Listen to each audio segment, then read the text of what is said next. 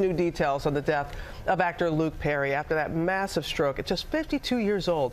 His co-stars and fans are sharing their grief and memories this morning as you learn more about his final days. Amy is here with the latest on that. Good morning, Amy. Yeah, good morning. So sad, so shocking to everyone when we heard the news. Perry, of course, shot to stardom on Beverly Hills 90210. He had a full career in movies and on TV, most recently in the hit show Riverdale. His appeal reaching across the generations, beginning with mine and ending with my daughters. This morning, his family, fans, and co-stars really just in a state of shock. Overnight, an emotional outpouring of tributes following the sudden death of actor Luke Perry. The 52-year-old actor passed away on Monday, surrounded by family after suffering a massive stroke last week. 102, rescue 78, stroke. Perry was rushed to a hospital from his California home last Wednesday. A source telling People magazine he was under heavy sedation for 5 days and never regained consciousness. Perry skyrocketed to heartthrob status as Dylan McKay on the 90s teen drama Beverly Hills 90210. I thought we were supposed to be cleaning up. His former castmates stunned. Overnight, Shannon Doherty, who played his longtime 90210 girlfriend Brenda Walsh, saying there is a special kind of love one has for each other when you are experiencing the journey we did on 90210, adding that his children were his biggest accomplishment. We went and had lunch, and my son came with us and got to meet her, and it was really good. I guess nothing lasts forever. Jenny Garth, who played his other love interest, my heart is broken. He meant so much to so many, such a very special person.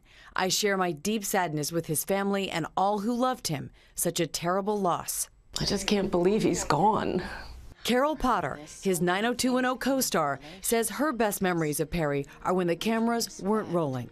He was so delightful and fun and sweet and never took himself too seriously. Outside of the hit teen drama, Perry had over 90 credits to his name, including roles in the original Buffy the Vampire Slayer movie and an unexpected turn on the HBO prison drama Oz. Perry was currently starring in the CW's Riverdale, gaining a whole new generation of fans. No longer the brooding bad boy, but now the dad. Playing the dad, you know, I mean, it's just the next thing in line if you stick around long enough. Ideally, I'm going to be around long enough someday to play somebody's grandfather. Your mother and I have been talking, and I'm going to stick around for a while. Help your dad with some more unfinished business. His on-screen ex-wife Molly Ringwald calling him one of the kindest, caring souls I've ever worked with. And it's kindness off the set that Perry is known for, including when the actor delivered food and water to flood victims in Tennessee. Just one of many heartfelt stories being shared as Hollywood mourns. The show Riverdale dedicating season 3 to Luke Perry and Leonardo DiCaprio, who stars in Luke's final film, Once Upon a Time in Hollywood, saying Luke Perry was a kind-hearted and incredibly talented artist. It was an honor to be able to work with him. It is just still, I think, being felt throughout the entire world right now, his loss, and we certainly wish his family the best, guys. We certainly do, Amy. And kind. That's the word you heard over and over again.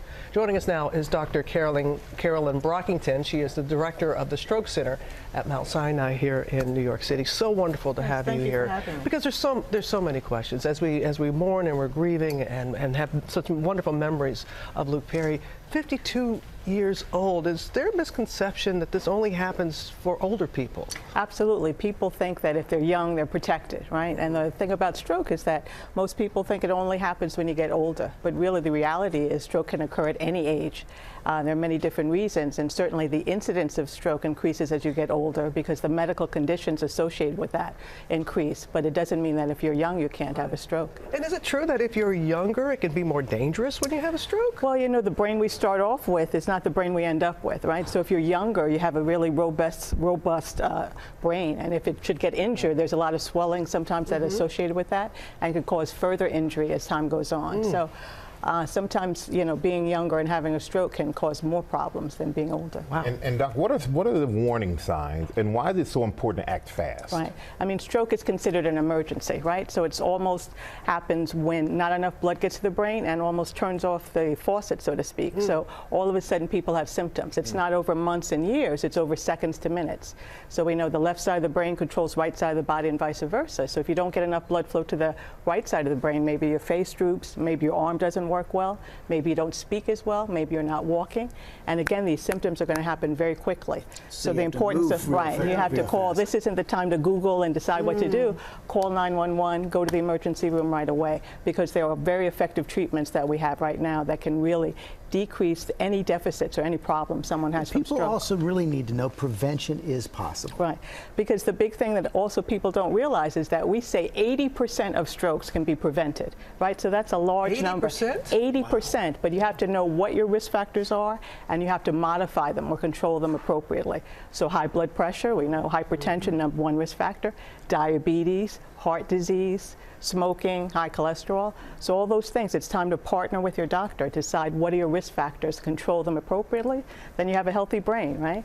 So it's reduction of stroke, being empowered to take care of your own health. Very important. Wow. Thanks for coming. Thank you. Thank you. Hi, everyone. George Stephanopoulos here. Thanks for checking out the ABC News YouTube channel. If you'd like to get more videos, show highlights, and watch live event coverage, click on the right over here to subscribe to our channel. And don't forget to download the ABC News app for breaking news alerts. Thanks for watching.